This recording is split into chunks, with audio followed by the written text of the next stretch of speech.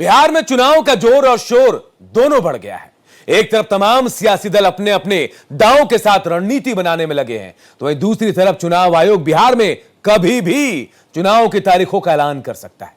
ऐसे में जहां बीजेपी नए चुनाव प्रभारी का ऐलान कर एक बड़े वोट बैंक को साधने की तैयारी में है, तो दूसरी तरफ कांग्रेस पहली बार बिहार में सीडब्ल्यूसी की बैठक कर बिहार की धरती से कांग्रेस के रिफॉर्म का संकेत दे रही है।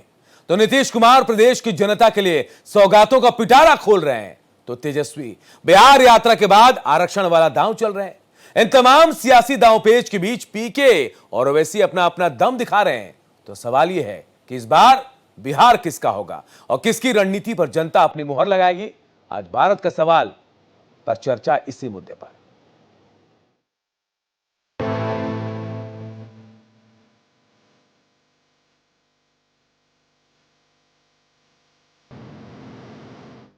बिहार चुनाव की रणभेरी बजने में अब देरी नहीं है। 6 अक्टूबर के बाद कभी भी चुनाव आयोग तारीखों का ऐलान कर सकता है। मतलब चुनावी शंखनाद बिहार में होने वाला है। चुनाव की उल्टी गिनती के बीच सभी दल अपनी तैयारियों में जुट गए हैं। बीजेपी ने भी अपने धुरंधरों की टीम उतारने का फैसला किया है। धर्मेंद्र प्रधान की अगुवाई में जीत का फॉर्मूला सेट करने में बीजेपी लग गई है। बीजेपी ने धर्मेंद्र प्रधान को जहां बिहार का चुनाव प्रभारी बनाया है, वहीं 2 सह प्रभारी सीआर पाटिल, केशव प्रसाद मौर्य बनाए गए हैं। बिहार प्रभारी का ऐलान होते ही धर्मेंद्र प्रधान ने बिहार में फिर एनडीए सरकार बनने का विश्वास लेकर हुंकार भरी। निश्चित रूप में वहाँ आदरणीय मुख्यमंत्री नीतीश कुमार जी की सफल नेतृत्व पिछले 20 सालों में वहाँ हम दायित्व में हैं। एनडीए की सरकार है।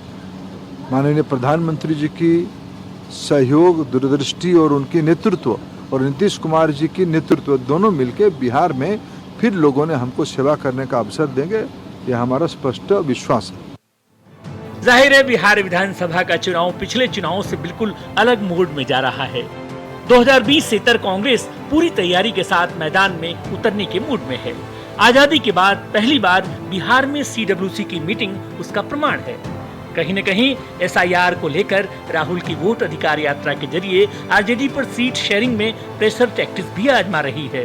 तेजस्वी अभी नहीं तो कभी नहीं की तर्ज पर सियासी वैतरणी पार करना चाहते हैं, लेकिन फैमिली में संजय यादव को लेकर उठापटक के बीच सब कुछ उलझा हुआ है। वहीं ओवैसी की 6 सीट की मांग ने तेजस्वी की सियासी राह को टेढ़ी कर दी है। पहली बार सियासी जंग में 2-2 हाथ कर रहे पीके की एंट्री भी महागठबंधन और एनडीए के लिए चुनौती से कम नहीं। कुल मिलाकर बिहार का चुनाव इस बार बेहद दिलचस्प होगा, इसमें संदेह नहीं। Bureau report, Bharat express. तो बिहार किसका होगा यह सवाल तो है, लेकिन भारत का सवाल भी है। इन सवालों का जवाब भी चाहिए। कौन कौन से सवाल है वो आपको बताते हैं। तो बीजेपी के सबसे बड़े धुरंधर को उतारने के मायने क्या? धर्मेंद्र प्रधान वो धुरंधर। सवाल नंबर 2, क्या नीतीश को साथ रखना बीजेपी की मजबूरी है? कांग्रेस से सवाल, सीडब्ल्यूसी की बैठक बिहार में करके कांग्रेस क्या संदेश देना चाहती है? क्या तेजस्वी को एसआईआर से ज्यादा बड़ा बेरोजगारी का मुद्दा लग रहा है? और सवाल यह कि महागठबंधन के आरक्षण वाले दांव को कैसे काटा जाएगा? ये तमाम सवाल है जिनका जवाब आज हम अपने इस चर्चा में ढूंढेंगे और हमारा एक पैनल भी हमारे साथ जुड़ेगा और इस पैनल के जरिए हम जवाब लेंगे। हमारा पैनल हमारे साथ जुड़ा, एक बार परिचय करा दूं। मनीष पांडे प्रवक्ता है बिहार बीजेपी के, प्रोफेसर रंजीत मिश्रा प्रवक्ता कांग्रेस के, विनीत सिंह प्रवक्ता एलजेपी के और नुरुल हुदा राष्ट्रीय प्रवक्ता बीएचपी के हमारे साथ जुड़ रहे हैं, वीआईपी के, माफ कीजिएगा। मनीष पांडे आपके पास आऊंगा। पहला सवाल मेरा, सबसे बड़े धुरंधर आपने देखा, मैं जिसका जिक्र कर रहा हूं, धर्मेंद्र प्रधान। क्या उनको उतारने का मतलब? उनको उतारने के अलावा आपने केशव प्रसाद मौर्य और आपने सीआर पाटिल को उतारा। जातिगत जो फैक्टर है, क्या उसको साधने की कोशिश की गई कि भाई एक सवर्ण है, ओबीसी को भी साधना है? नहीं, ठीक है, ये आपका नजरिया है। आपके नजरिए का स्वागत करते हैं। लेकिन सबसे पहले तो इन तीनों का बिहार में चुनाव प्रभारी और सह प्रभारी के रूप में हमारे केंद्रीय नेतृत्व ने जिम्मेवारी सौंपी है। इसलिए मैं आपके इस डिबेट के माध्यम से मैं उनका स्वागत करूंगा। और देखिए, धर्मेंद्र प्रधान जी कई वर्षों तक बिहार के प्रभारी रहे। हम सभी लोगों को पता है, इसलिए बिहार को वो बहुत अच्छी तरीके से जानते हैं और बिहार के कार्यकर्ताओं के साथ उनका समन्वय बड़ा पुराना रहा है। इसीलिए केंद्रीय नेतृत्व ने जो दायित्व उनको दिया है, मुझे लगता है कि उसका लाभ पूरी तरीके से पूरे चुनाव में बिहार भाजपा को मिलने वाला है। इसलिए यह केंद्रीय नेतृत्व का बहुत अच्छा फैसला रहा और इसका लाभ चुनाव में मिलेगा। और मुझे लगता है कि वह सिर्फ संगठन को ही नहीं ठीक से पहचानते, ठीक से जानते, बल्कि यहां अपने विरोधियों को भी नस नस को वह पहचानते हैं। इसलिए जहां एक तरफ चुनाव में भाजपा की स्थिति मजबूत करेंगे, वहीं वह विरोधियों को भी पस्त करने के लिए जो भी जुगाड़ हो सकता है वह सारा अपनाएंगे। सीआर पाटिल जी भी यहाँ के सह प्रभारी रहे हैं, इसलिए दोनों अनुभवी लोग हैं।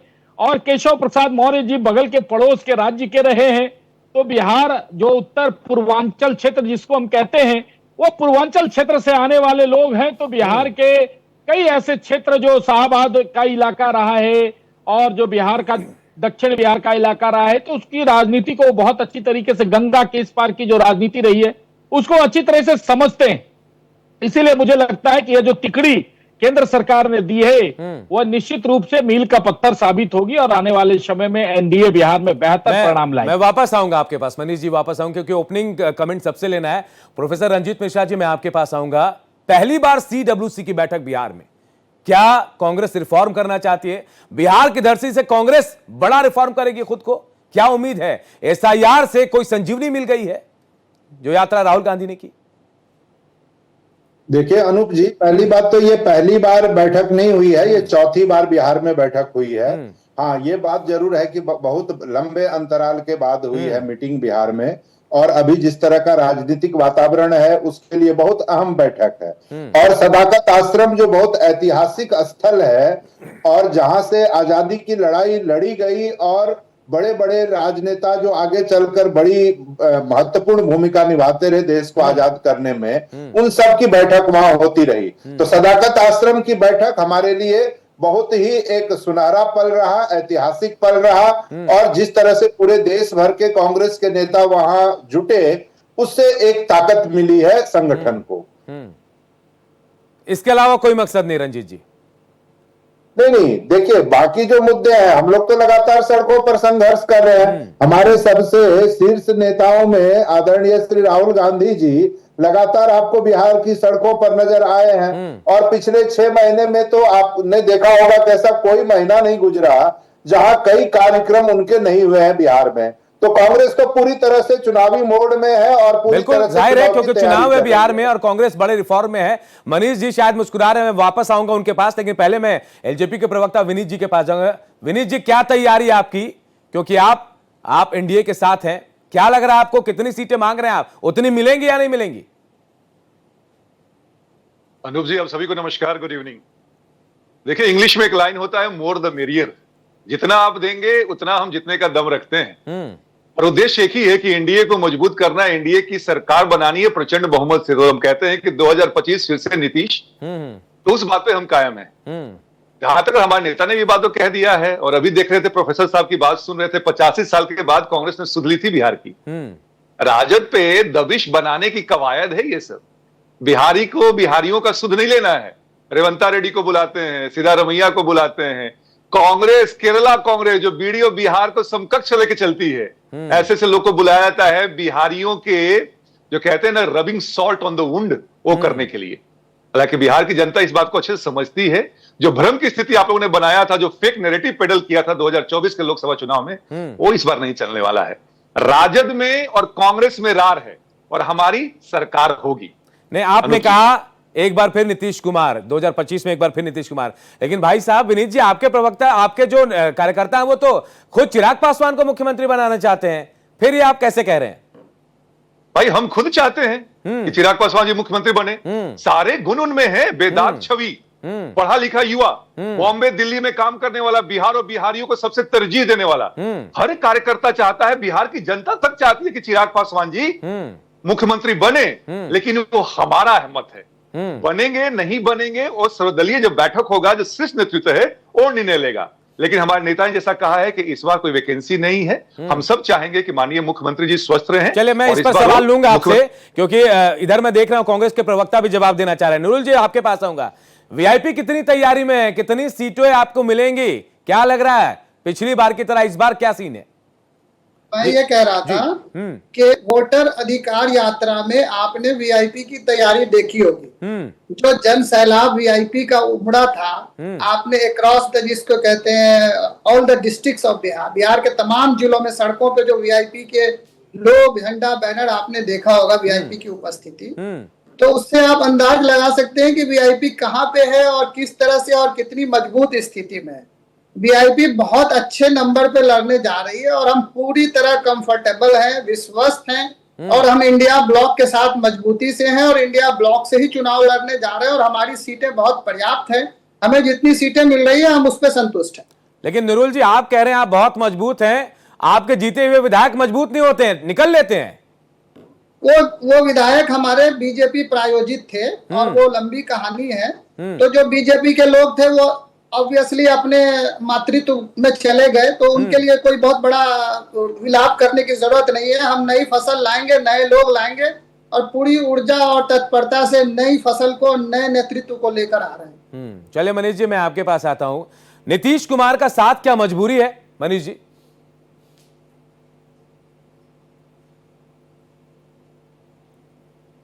नूरुल हुदा भाई हमारे बीच बैठे हैं, इन्होंने कहा कि सारे बीजेपी प्रायोजित थे। मुझे याद आता है जब वो गाली गलौज यात्रा में राहुल गांधी जी के बगल में हमेशा मुकेश सहनी जी रहे और तेजस्वी जी पीछे रहे। अब पता नहीं क्या राजनीति है या उसी बात से बहुत ज्यादा उत्साहित है, लेकिन जब इन्होंने बीजेपी प्रायोजित विधायक कहा तो मुझे याद आ गया कि वो वोट चोरी हो गई थी भाई मुकेश सहनी जी के साथ और वो चुनाव हार गए थे। तब भारतीय जनता पार्टी ने अपने कोटे से विधान परिषद बनाया और मंत्री भी बने अपने भाजपा के कोटे से ही। अब भाजपा प्रायोजित कौन होता है नूरुल हुदा भाई, आप थोड़ा सा अगली बार आपको मौका मिलेगा तो जरूर आप समझाएंगे, लेकिन इतना जरूर है कि अच्छे व्यक्ति हैं, इस बात से इनकार नहीं किया जा सकता। मुकेश सहनी जी अति उत्साही हैं, अति महत्वाकांक्षी हैं, लेकिन वो विकास को तवज्जो देते हैं, तरजीह देते हैं, यह बात तो बिल्कुल दुरुस्त है, इस बात से इनकार नहीं किया जा सकता है। नूरुल जी, अब रही बात जहां तक, जी बोलिए बोलिए, नीतीश कुमार का मैंने जिक्र किया था कि मजबूरी है क्या नीतीश कुमार बीजेपी के लिए? मजबूरी नहीं है, जरूरी है। नीतीश जी जरूरी है, नीतीश जी जरूरी, यही जरूरी तो मजबूरी होती है मनीष जी।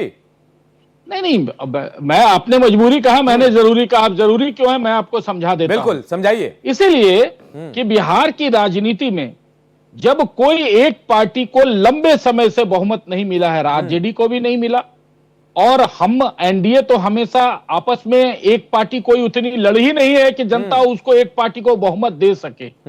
ऐसी परिस्थिति में 2005 के बाद से बिहार में जिस प्रकार से जंगल राज को रोकने के लिए हम सारे लोग इकट्ठे हुए, उसका नेतृत्व नीतीश जी ने किया है और नीतीश जी ने सफलतापूर्वक किया है। वो हमारे साथ रहे हो या नहीं रहे हो, उनके अंदर राजनीतिक महत्वाकांक्षा की कीड़ा पैदा हुई हो नहीं हुई हो, वो एक अलग विषय, राजनीतिक मसला है। लेकिन इतना तय है कि जब जब नीतीश जी उधर से वापस आए, उन्होंने अफसोस जताया और अपने ही निर्णय को उन्होंने भले साफ गोई से नहीं कहा हो, लेकिन इशारे इशारे में अपने निर्णय को उन्होंने गलत जरूर कहा है। मतलब यह है स्पष्ट कि एनडीए का जो पार्ट है भाजपा और जेडीयू, उसमें जब से लोजपा जुड़ी है 4-4 और लगा है, और मांझी जी, उपेंद्र कुशवाहा जी, आप देखेंगे ये लोग कभी भी राजद के साथ नहीं गए। जो लोग, जिन लोगों ने जंगल राज का विरोध किया, वो जंगल राज का नेतृत्व करने वाली टीम है, जो विरोध का नेतृत्व करने वाली टीम है एनडीए की सरकार जिसका नेतृत्व करे। इसलिए मैंने कहा नीतीश जी मजबूरी नहीं है, और हाल के दिनों में नीतीश जी ने जो फैसले लिए हैं, जिस प्रकार से पिछले 6 महीने से लगातार जो वर्ग का डिमांड था बिहार में, काफी दिनों से कई चीजें रुकी हुई थी, उन सब पर उन्होंने मुहर लगाई है। यह दर्शाता है कि नीतीश जी आज भी उतने ही, और उनकी यात्राएं हर प्रत्येक दिन किसी न किसी जिले में जा रहे हैं, आ रहे हैं, यानी कि यह दर्शाता है कि नीतीश जी आज भी उतने ही चुस्त दुरुस्त हैं। आप ये कह रहे हैं मनीष जी, आप ये कह रहे हैं कि हर एक मांगे मान ली गई जो मांग रहे थे, लेकिन एक मांग, मैं सेंट्रल यूनिवर्सिटी की बात कर रहा हूं, वो नहीं हो पाई। मैं रंजीत जी आपके पास आता हूं। रंजीत जी, आपको क्या लग रहा है कि कांग्रेस इस बार अलग रणनीति के साथ उतर रही है? क्योंकि अभी तक जो बातचीत हुई है सीटों को लेकर, आप 70 से ज्यादा सीटों पर लड़ने की बात कर रहे हैं, या फिर आप इस बार बड़े भाई की भूमिका में रहना चाहते हैं, या फिर ऐसा लग रहा है कि आप आरजेडी की तरफ ज्यादा नहीं जाना चाह रहे? देखिए, कांग्रेस पार्टी लगातार अपने नीति को आगे बढ़ाती है, अपनी योजनाओं को आगे बढ़ाती है और उसके लिए हम अभी भी प्रयासरत हैं। और जहां तक गठबंधन की बात है तो इंडिया गठबंधन में इस तरह का कोई विवाद भी नहीं है, बिल्कुल सब लोग मिल के काम कर रहे हैं। और आपने देखा होगा कि वो केमिस्ट्री आपको हमारी अलग अलग यात्राएं जो लगातार हुई हैं, सभी यात्राओं में वो केमिस्ट्री आपको दिखी भी होगी। और हाल में जब वोटर अधिकार यात्रा पूरे बिहार में चला तो उसमें भी आपने देखा होगा कि किस तरह का तालमेल रहा और कहीं कोई विवाद की स्थिति नहीं थी, बल्कि एक यूनिट के रूप में सबने काम किया। अभी मैं विनीत जी को सुन रहा था, वो कह रहे थे एक बार फिर नीतीश, तो मुझे ये ध्यान में आया कि पिछली बार तो इन्होंने एक बार नीतीश कर दिया था जब ये मोदी के हनुमान बन के नीतीश जी की लंका जलाने गए थे।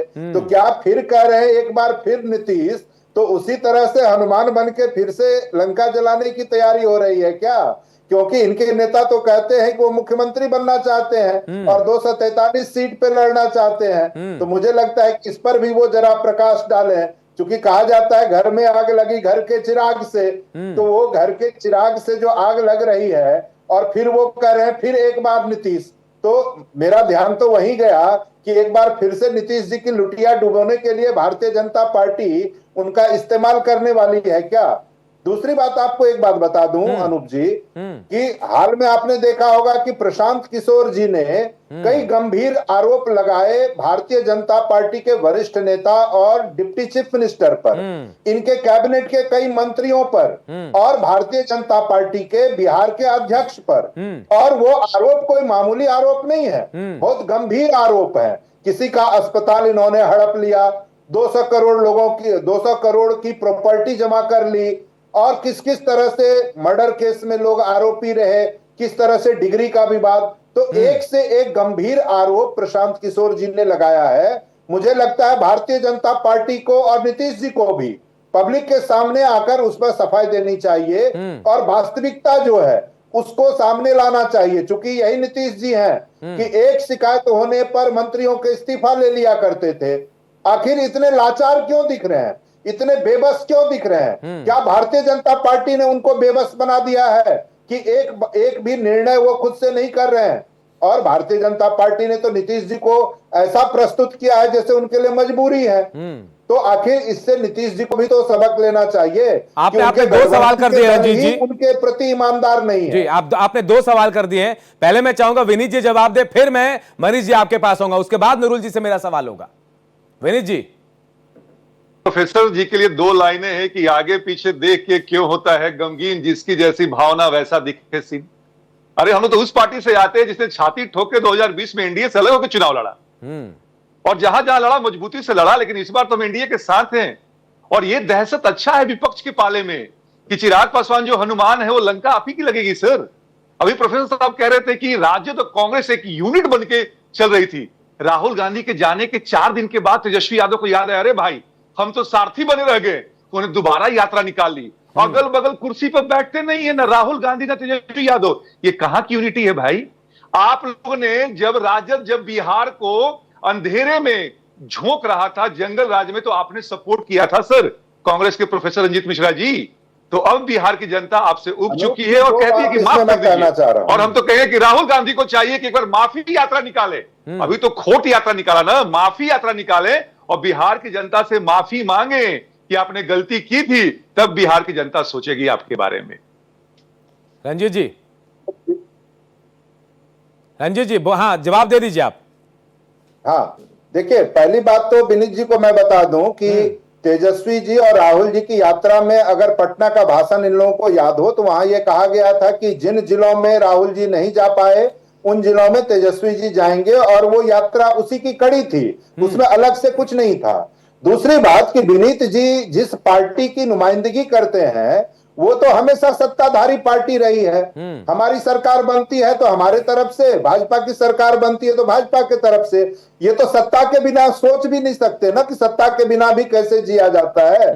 दूसरी बात कि जिसको ये कोस रहे हैं उस समय में तो सबसे बड़े मजबूत सारथी रामविलास जी ही होते थे लालू जी के। तो इसलिए ये अपने इतिहास को क्यों खुद कलंकित करना चाहते देश के सामने? इनको तो ये देखिए, कहा जाता था मौसम वैज्ञानिकों की पार्टी है ये, जिधर हवा बहेगी ये उधर के हो जाएंगे। अभी भी विनीत जी ये गारंटी नहीं दे सकते कि सरकार इंडिया गठबंधन की बनने के बाद ये उसका हिस्सा नहीं होंगे।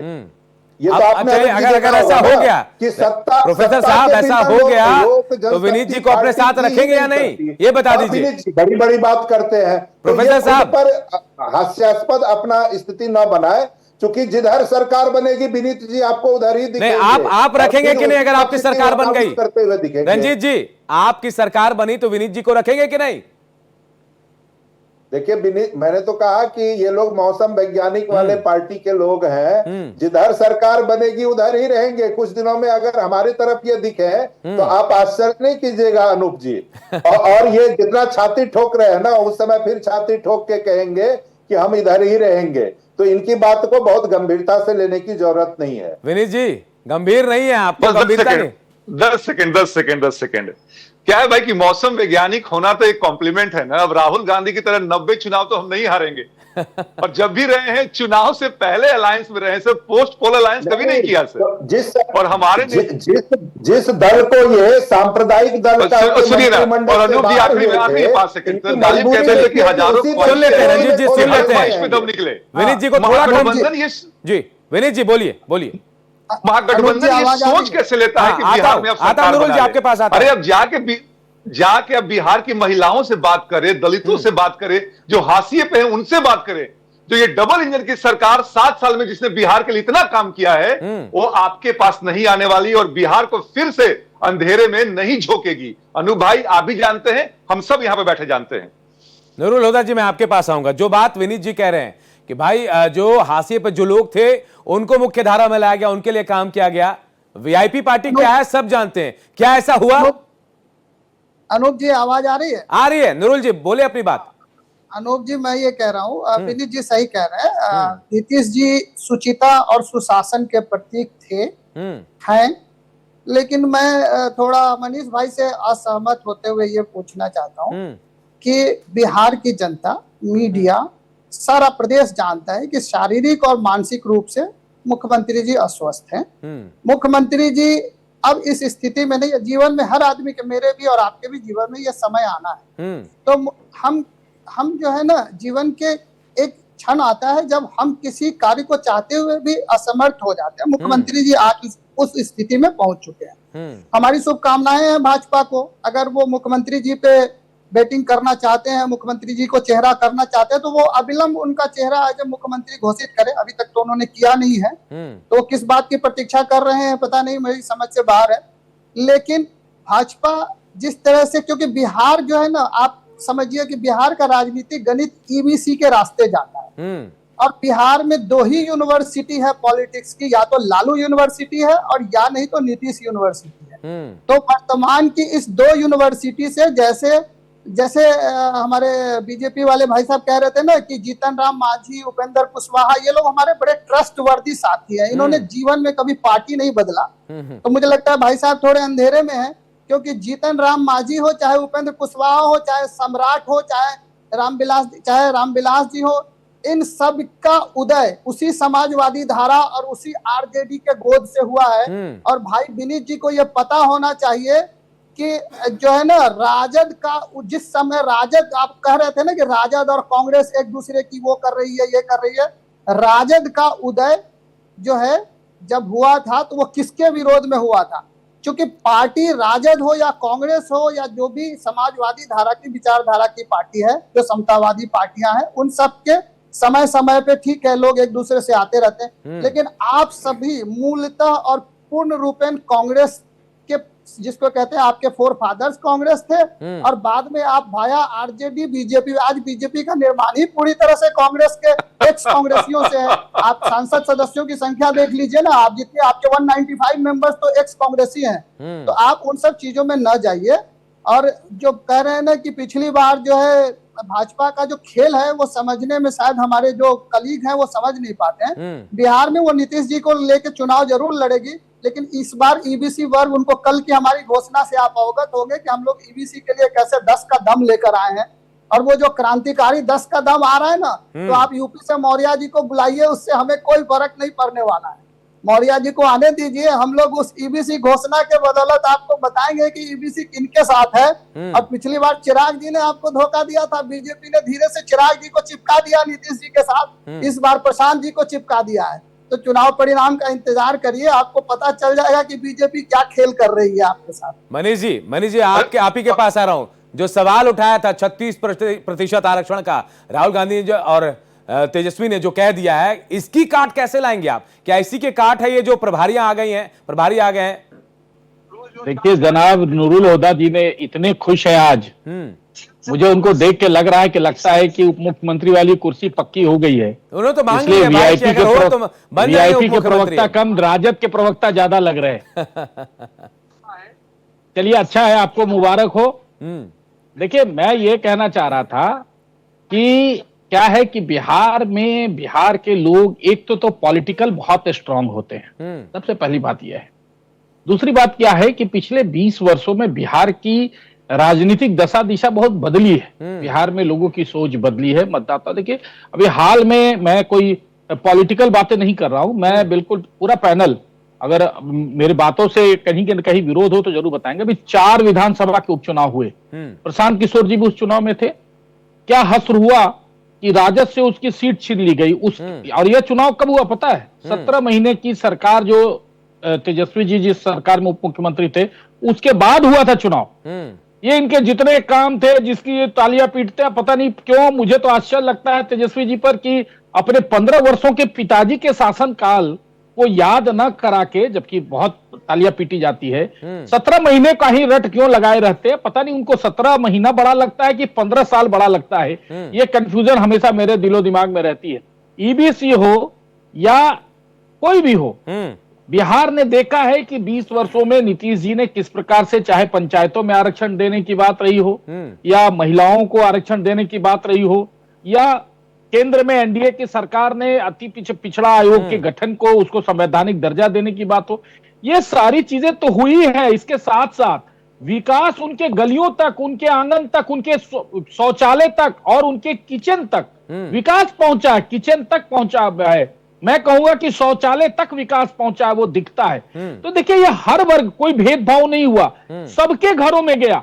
ऐसा नहीं जो हमारा विपक्षी था, जो वोट नहीं देता है, उसके घरों में भी गया, और जो हमारा वोटर है उसके घरों में भी गया। तो सबका साथ सबका विकास का जो फॉर्मूला जुड़ा उसके साथ, उससे ट्रस्ट आया, लोगों में एक भरोसा आया, एक विश्वास आया। अब भाई प्रशांत किशोर भाजपा के ऊपर भ्रष्टाचार का आरोप नहीं लगाएंगे तो राहुल गांधी के ऊपर लगाएंगे, तेजस्वी यादव के ऊपर लगाएंगे। भाई जो लोग आकंठ भ्रष्टाचार में डूब गए हो, पहले से पूरे देश की जनता जानती हो, उस पर आरोप लगाने पर टीआरपी क्या मिलेगी, नोटिस क्या मिलेगा?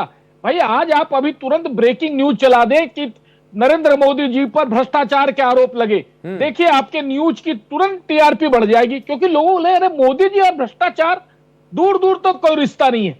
तो ये देखिए ऐसा है, ये हम सभी लोग जानते हैं। चलिए इसका जवाब मनीष जी की तारीख में अगर जी देने के लिए तैयार बैठे हुए हैं, 30 सेकंड दे दीजिए मुझे, 30 सेकंड दे दीजिए, मुझे 30 सेकंड दे दीजिए, मुझे 30 सेकंड दे दीजिए। देखिए पूरा बिहार जानता है, आज अगर बिहार कहीं ना कहीं पिछड़ा राज्य रह गया अन्य राज्यों से, तो वह कांग्रेस की ही देन है, कांग्रेस पार्टी की देन है। क्योंकि कांग्रेस ने अपने 55-60 वर्षों में बिहार को हमेशा उपेक्षित रखा। नहीं तो यह बाढ़ की समस्या, या सिंचाई की समस्या, या बिजली की समस्या, आज 2014 के बाद बिजली की समस्या का समाधान, हर घर बिजली पहुंचा। 2014 के बाद सारी सुविधाएं पहुंची। कांग्रेस चाहती तो मनमोहन सिंह की सरकार में भी पहुंचा सकती थी, उसमें नीतीश जी भी साथ में थे। लेकिन देशवासियों को पता है कि नीतीश जी के साथ भाजपा भी 2005 से सत्ता में रही, लेकिन तब भी जब यूपीए की सरकार थी केंद्र में, हर घर बिजली नहीं पहुंच सकी, हर घर शौचालय नहीं जा सका, नली गली नहीं जा सका, नल जल नहीं जा सका। लेकिन जैसे ही डबल इंजन की सरकार आई, मोदी जी प्रधानमंत्री बने 2014 के बाद 2019 तक हर घरों में 100% बिजली इलेक्ट्रिफिकेशन हो गया, शौचालय हर घर को हो गया। प्रोफेसर रंजीत मिश्रा बदलाव आया, सुन पा रहे हैं आप? ईबीसी वगैरह का अगर आप जवाब दे पाए नहीं पड़ेगा तो जवाब दीजिए आप। अनूप जी, ये बड़ा हास्यास्पद लगता होगा आपको भी कि किसी व्यक्ति पे इतने गंभीर गंभीर आरोप लगते हो और उनको वो अपनी बड़ी प्रतिष्ठा मानते हो कि देखो भैया हम पे भ्रष्टाचार के आरोप लगे। अरे भैया मोदी जी की बात तो छोड़िए, नोटबंदी से बड़ा घोटाला तो इस देश में नहीं हुआ है। ये तो हर व्यक्ति ने माना है। और जब इसकी पूरी जांच होगी, वो समय भी आएगा, तो एक एक लोग नपेंगे, ये याद रखिएगा। दूसरी बात अनूप जी, आपको ध्यान होगा, इसी जीएसटी को लेके अब ये कहते हैं उत्सव मनाइए। क्योंकि अब इन्होंने कम कर दिया। अरे भाई, 8.5 वर्ष लूटने के बाद, आम लोगों की गाढ़ी कमाई लूटने के बाद अब आपको होश आया है कि जीएसटी बहुत अधिक था। यही दूध, मक्खन, ब्रेड, दही, ऐसी बातें करते हैं। आपने जो पूरी पार्टी पर नहीं, आपके तरफ आ रहा है प्रोफेसर साहब। देश की जनता से आपको माफी मांगनी चाहिए। हैं भाई साहब, और आप इस तरह की बातें, आप तो अपने कम से कम डिबेट में तो पार्टी लाइन की बात मत किया कीजिए प्रोफेसर साहब।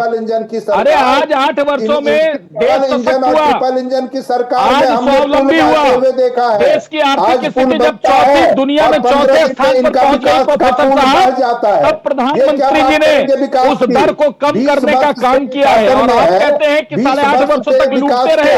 ये पूरा इंफ्रास्ट्रक्चर का काम जो हुआ पूरे देश भर में, जिस प्रकार से सेना से लेके और अन्य सेक्टर्स में काम हुए, वो कहां से हुए? किन रुपयों से हुए? इसलिए मैं कहता हूं, विनाश काले विपरीत बुद्धि। आप लोगों की बुद्धि जो है भटिया गई है। आप लोग ऐसा कुतर्क करते हैं जो जनता के गले के नीचे जाता ही नहीं है। जनता नहीं समझ रही है। टैक्स पेयर पहले कितना % थे, आज टैक्स पेयर कितना थे? टैक्स पेयर जब बढ़ेगा तो टैक्स का स्लैब तो घटना ही घटना है। आज हर लोग इच्छा से टैक्स देता है, शौक से टैक्स देता है, और उस टैक्स से क्या होता है? लोगों की सर्विसेज बढ़ रही है, लोगों की सुविधाएं बढ़ रही है, लोगों के जीवन का स्तर बढ़ रहा है, और आप उसको उल्टा कर रहे हैं। 8.5 साल लूटने की बात कर रहे हैं। भाई साहब, आज हमारी सेना कहां से कहां चली गई? अभी पहलगांव वाले युद्ध में आपने देखा नहीं, एक रॉकेट अंदर आके नहीं गिर पाया। ये हमारी सेना की शक्ति थी, और इसीलिए हो पाया क्योंकि उन रुपयों से आपके सवालों का जवाब दे रहे मनीष जी। राफेल के प्रोफेसर साहब जवाब दे रहे हैं आपके सवालों का। मनीष जी थोड़ा धैर्य रखिए। मनीष जी सुन लीजिए, सुनिए मनीष जी, खरीदा। बहुत सारे सवाल उठे हैं, आपने सवाल कर दिए, आप जवाब सुन लीजिए। प्रोफेसर साहब अपनी बात रखिए आप। देखिए, भाजपा के प्रवक्ताओं को यह सिखाया जाता है कि जब तर्क न दे पाओ तो हल्ला करो, तो वही मनीष भाई चिल्लाना शुरू कर देते हैं। लेकिन मैं चिल्लाते हुए मैं नहीं बोलूंगा। मैं ये कह रहा हूं कि आज जो ये बात कहते हैं कि जीएसटी कम कर दिया, इसका उत्सव मनाओ, तो भाई 8.5 साल लूटने के बाद आपको समझ में आया कि अब उत्सव मनाओ।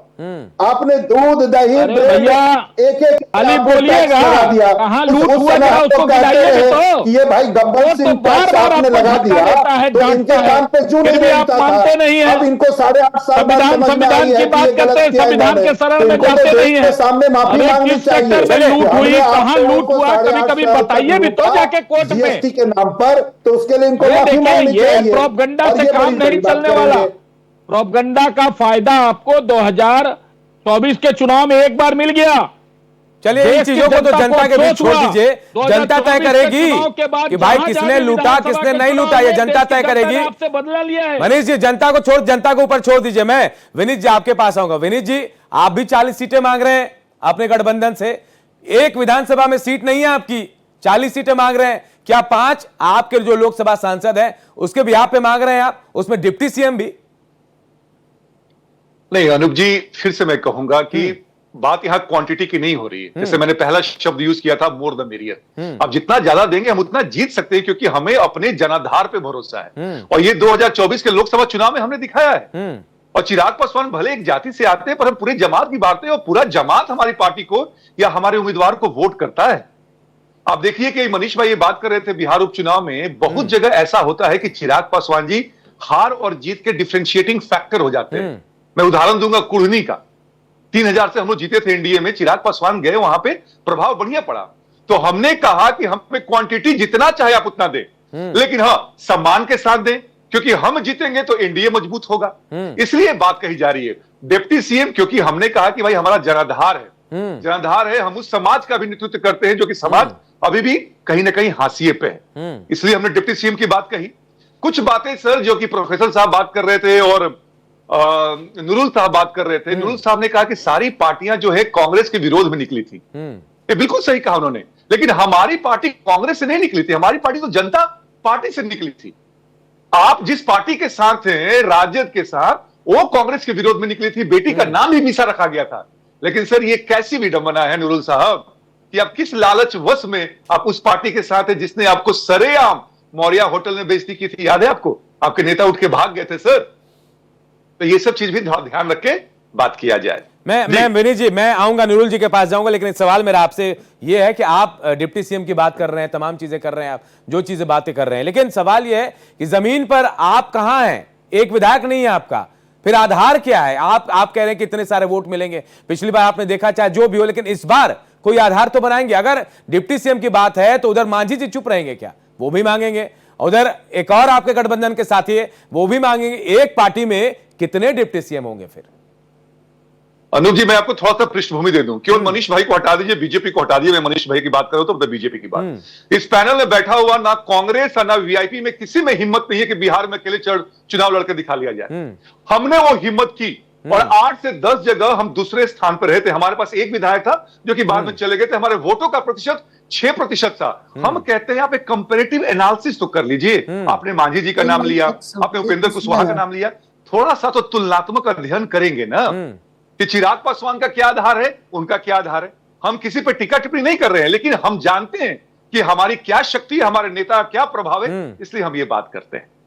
चलिए नूरुल जी, आप पे सवाल हुए थे, बहुत सारे सवाल खड़े कर दिए थे विनीत जी ने। सही कहा। देखिए, ऐसा है कि पार्टियों का उदय, विखंडन और फिर से पुनर्मिलन ये विचारधारा पे होता है। हम सभी जानते हैं कि भारत की शुरुआत, राजनीतिक शुरुआत कांग्रेस से हुई है और कांग्रेस की सदाकत का, उसकी सदारत का हम सबको एहतराम करना चाहिए, इज्जत करना चाहिए, उसमें कोई डाउट नहीं है। भारत की स्वतंत्रता संग्राम की अग्रणी पार्टी रही है, चाहे रामविलास जी हो, चाहे लालू जी हो, चाहे ठीक है भाई साहब उंगली उठा रहे हैं क्योंकि मुझे मालूम है आरएसएस का इतिहास से, I am aware of it. आप उस पे मत जाइए क्योंकि आपका विरोध रहा है स्वतंत्रता संग्राम से और स्वतंत्रता भागीदारी से। नहीं, मैं मुझे इसलिए उठा रहा था कि आप बड़े पुराने कांग्रेसी लगते हैं, मतलब कि आप अभी वीआईपी की बात कम और लगातार कांग्रेस की प्रशंसा किए जा रहे हैं। मैं विनीत जी का जवाब दे रहा हूँ, मैं विनीत जी का जवाब दे रहा हूँ कि आज जो हमारा अलाइनमेंट है, चाहे आपका हो चाहे मेरा हो, आपका अलाइनमेंट ध्रुवीकरण, समाज के विभाजन और एक पर्टिकुलर आइडियोलॉजी को लेके है। उसी तरह हमारा जो कांग्रेस से या आरजेडी का जो कांग्रेस से अलायंस है या वीआईपी की जो उपस्थिति है, जो भी है, हमारा एक आइडियोलॉजिकल सोशलिज्म एंड सेकुलरिज्म का अलायंस है। आपको आपकी आइडियोलॉजी और आपका अलायंस मुबारक हो। हम आपके सामने खड़े हैं, हम आपको चुनौती देने जा रहे हैं। मैं मनीष भाई से पूछना चाहता हूँ, क्या ये वही नीतीश जी हैं?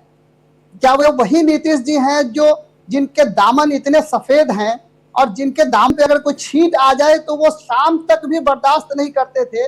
सुबह अगर आरोप लगे तो शाम में वो गवर्नर हाउस जाके अपना रिजिग्नेशन दे आते थे। आज आपके 3 वरिष्ठ मंत्रियों पे जालसाजी, हेराफेरी, हत्या और गबन का आरोप लग रहा है। इतने गंभीर आरोप लग रहे हैं, नीतीश जी के मुंह से एक शब्द नहीं निकल रहा है।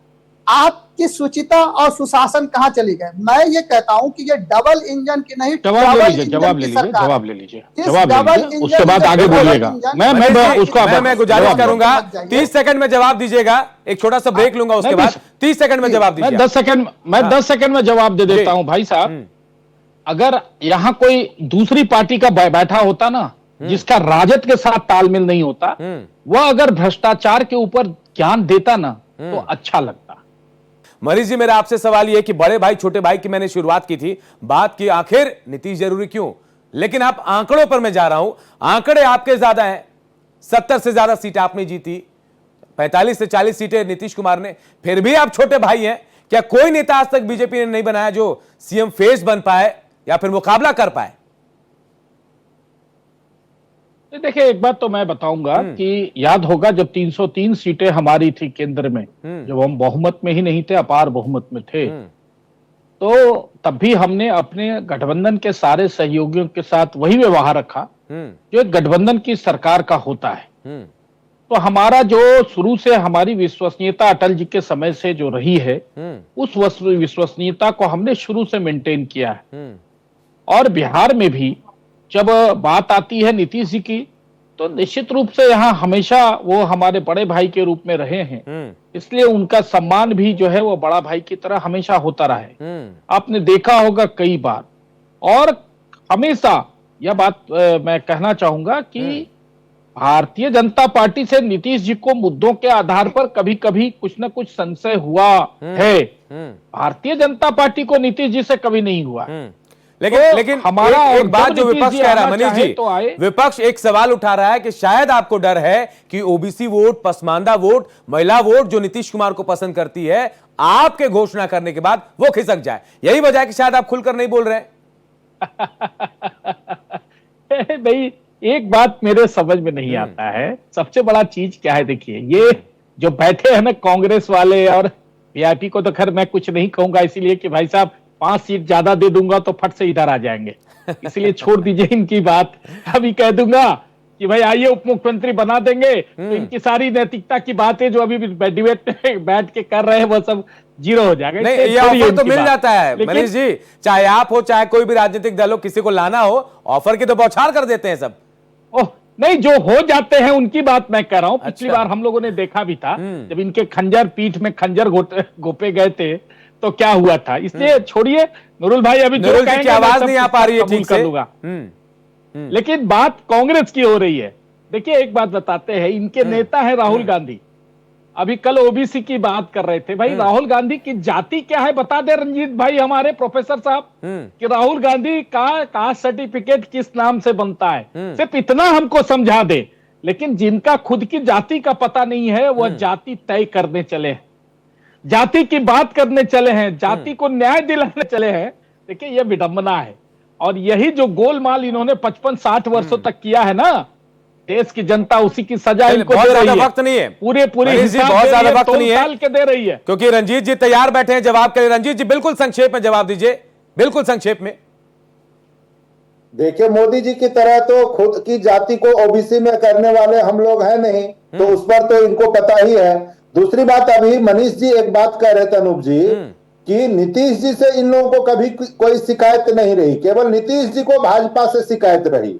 तो मैं आपको याद दिला दूं कि नीतीश जी के डीएनए पे प्रधानमंत्री मोदी जी ने सवाल उठाया था, और करोड़ों और बाल ये भेजे गए थे मोदी जी के पास, जो अभी भी उनके पास है रिपोर्ट, नीतीश जी को नहीं भेजी गई। और नीतीश जी कहते थे कि मर जाएंगे मिट जाएंगे लेकिन भाजपा के साथ नहीं जाएंगे, संघ मुक्त भारत बनाएंगे। तो एक दूसरे के प्रति क्या रही है बात, ये तो पब्लिक डोमेन में है। चलिए मैं देखिए आप कहां के साथ आप दोनों को रोकूंगा, माफी के साथ सीधे विनीत सिंह जी आपका रुख करूंगा। संक्षेप में बिल्कुल जवाब दीजिए, आखिरी कमेंट आपका, किसका होगा बिहार और कहां आंकते हैं आप, कहां रहेंगे आप? बिहार जो है एनडीए का रहेगा, बड़ी मजबूती के साथ रहेगा। बिहार को जिस रफ्तार से हम लोग विकास रास्ते पे लेके चल रहे हैं, उसको जो प्रधानमंत्री जी की अवधारणा है 2047 में विकसित भारत बनाने की, तो उसमें बिहार का भी रोल रहेगा। और इसीलिए हमारे नेता माननीय मुख्यमंत्री जी और जो भी हमारे घटक दल एनडीए के हैं, सब लोग कार्य कर रहे हैं, कर्तव्यता से कार्य कर रहे हैं। और हम लोग प्रतिबद्ध हैं कि बिहार को हम जंगल राज में दोबारा नहीं जाने देंगे, हम बिहार को आगे बढ़ाएंगे। आप कहां रहेंगे ये बता दीजिए संक्षेप में। अरे हमारे नेता ने कई बार कहा है कि जब तक हमारे प्रधानमंत्री जी हैं तब तक हम उनके साथ हैं, हम उनके हनुमान हैं, तो जहां राम वहां हनुमान। चलिए मेरा मतलब नहीं समझ पाया, लेकिन बाद में पूछूंगा जरूर। नूरुल हुदा जी, वीआईपी कहां रहेगी महागठबंधन में? डिप्टी सीएम का पद भी मांगा आप लोगों ने। अनम्यूट कर लीजिए, आवाज नहीं आ पा रही नूरुल जी। वीआईपी जो है, हाँ। विनीत जी के पास कोई विकल्प नहीं है। विनीत जी जहां है वहीं रहेंगे, हेलीकॉप्टर और हवाई नेता बने रहेंगे, कोई दिक्कत नहीं है उसमें। बिहार चुनाव सामने है। वीआईपी का जहां तक सवाल है, वीआईपी बहुत मजबूती से इंडिया गठबंधन का सहयोगी है, रहेगा, और हम इंडिया गठबंधन के बैनर में ही चुनाव लड़ने जा रहे हैं और बहुत मजबूत चुनौती देने जा रहे हैं। मनीष भाई ने वहाँ विकास गाथा की बहुत सारी बातें कही। मनीष भाई से मैं छोटा सा प्रश्न पूछूंगा कि बिहार कहाँ है आपके विकास गाथा के? भारत के विकास गाथा में बिहार कहाँ है भाई? मनीष भाई बता दीजिए जरा। और ये तो बता दीजिए कि कल ही आपके नीति आयोग ने आंकड़े जारी किए, 3,17,000 प्रति व्यक्ति आय के साथ तेलंगाना देश का सबसे अग्रणी राज्य बन गया। चले इसका जवाब नूरुल भाई, वक्त की थोड़ी कमी है लेकिन जवाब शायद जनता देगी कि आखिर कौन कहां है। फिलहाल बहुत बहुत शुक्रिया आप तमाम लोगों का मेरे साथ इस चर्चा में जुड़ने के लिए। तो देखिए बिहार की जनता तय करेगी कि किसने विकास किया किसने नहीं किया, क्योंकि चुनाव है। चुनाव के बाद जनता जिसके साथ जाएगी भरोसा उसी के साथ दिखेगा। फिलहाल दीजिए मुझे इजाजत, नमस्कार।